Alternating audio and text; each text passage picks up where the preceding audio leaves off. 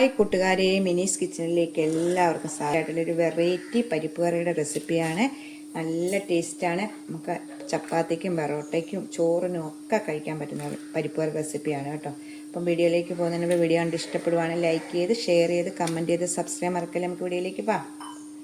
നല്ല വെറൈറ്റി ആയിട്ട് ചപ്പാത്തിക്കും ഒക്കെ ചോറിനും ഒക്കെ പറ്റുന്ന ഒരു കറിയുടെ റെസിപ്പിയാണ് കേട്ടോ. അത് 3/4 കപ്പ് പരിപ്പെടുത്തിട്ടുണ്ട്. അപ്പം നമുക്കിത് നല്ലോണം ഒന്ന് കഴുകിയിട്ട് നമുക്ക് കുക്കറിലേക്ക് ഇടാവേ. 3/4 കപ്പാണ് എടുത്തേക്കുന്നത്.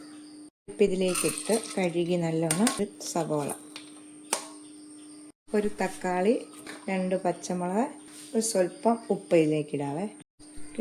ആവശ്യത്തിന് കുറച്ച് ഉപ്പ്, 2/4 കപ്പ് വെള്ളം ഒഴിക്കാം. നമുക്ക് 2/4 കപ്പ് വെള്ളം ഒഴിച്ച് 2 വിസിലാകുമ്പോഴത്തേക്ക് ഇത് വേഗം. അപ്പം അടുപ്പ വെച്ച് 2 വിസിലാകുമ്പോൾ നിർത്തിയിടുക.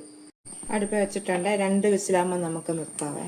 ഇതിൽ 2 വിസിലായപ്പോൾ നിർത്തിയിട്ടായിരുന്നു. എന്നിട്ട് ഇതിൻ്റെ ഇറക്കി പോയിട്ട് നമുക്ക് തുറന്ന് നോക്കാവേ. നല്ല രീതിയിൽ പരിപ്പ് വെന്തിട്ടുണ്ട് കണ്ടോ. ഇനി നമുക്കിതിനൊരു മസാല റെഡിയാക്കണം. നമുക്കിത് മാറ്റി വെക്കാം. മിക്സിയുടെ ജാർ എടുക്കുക. ഒരു 10 ചെറിയ ഉള്ളി, 3-4 വെളുത്തുള്ളി, ഒരു 4 മുളക്. മുളകില്ലേ, എന്നിട്ട് മുളക്, ഇനി 1/2 ടീസ്പൂണ് ജീരകം. എന്നിട്ട് ഇതുകൂടി ഇട്ടൊന്ന് ക്രഷ് ചെയ്തുകൊണ്ട് വരണം. അപ്പം നല്ല ടേസ്റ്റാണ് ഈ മസാലയൊക്കെ കേട്ടോ. 1/2 ടീസ്പൂൺ എന്നിട്ടൊന്ന് ക്രഷ് ചെയ്തുകൊണ്ട് വരും. ക്രഷ് ചെയ്ത് എടുത്തുകൊണ്ട് വന്നിട്ടുണ്ട്. പാൻ വെച്ചിട്ടുണ്ട്. ഇതിലേക്ക് നമുക്ക് 2 ടീസ്പൂൺ നെയ്യാണ്. നെയ്യോ വെളിച്ചെണ്ണയോ ഒഴിക്കാം. നെയ്യ് ഒഴിച്ച് ഉണ്ടാക്കുമ്പോഴാണ് നല്ല ടേസ്റ്റ് കേട്ടോ. ഞാൻ നെയ്യാണ് ഒഴിക്കുന്നത്. നിങ്ങൾക്ക് ഇഷ്ടമുള്ള ഒഴിക്കുക കേട്ടോ. 2 ടീസ്പൂണ് നെയ്യ് ഒഴിക്കുക. ഇതിലേക്ക് ഒരു 1/2 ടീസ്പൂണ് കടുക് ഇടുവാണ്. കടുക്, 2 മുളക്,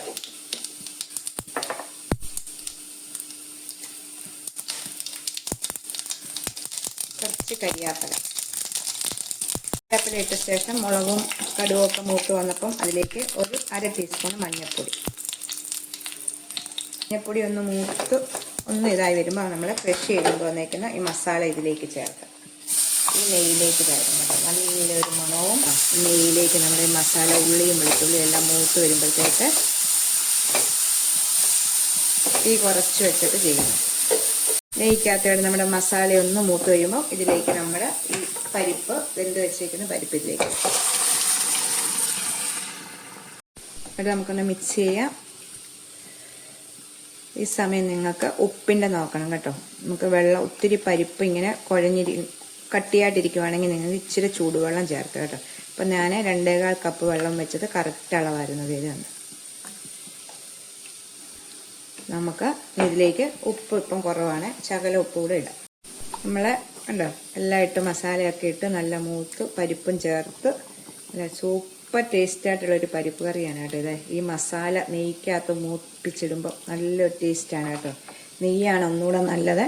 നെയ്യില്ലാത്തൊരു വെളിച്ചെണ്ണയാണെങ്കിലും ചേർത്താൽ മതി. നമ്മുടെ സൺഫ്ലവർ ഓയിൽ, വെജിറ്റബിൾ ഓയിലൊന്നും ചേർക്കാതെ വെളിച്ചെണ്ണയിലാണെങ്കിലും ഉണ്ടാക്കിയാൽ മതി കേട്ടോ. അപ്പോൾ നമുക്ക് തീ ഓഫ് ചെയ്യാം.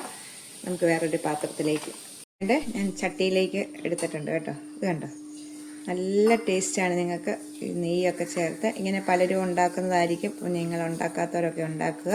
അപ്പം വീഡിയോ കണ്ട് ഫുള്ളായിട്ട് കാണാൻ ശ്രമിക്കുക. നമുക്ക് അടുത്തൊരു വീഡിയോ കാണാൻ കൂട്ടുകാരെ. ടാറ്റാ.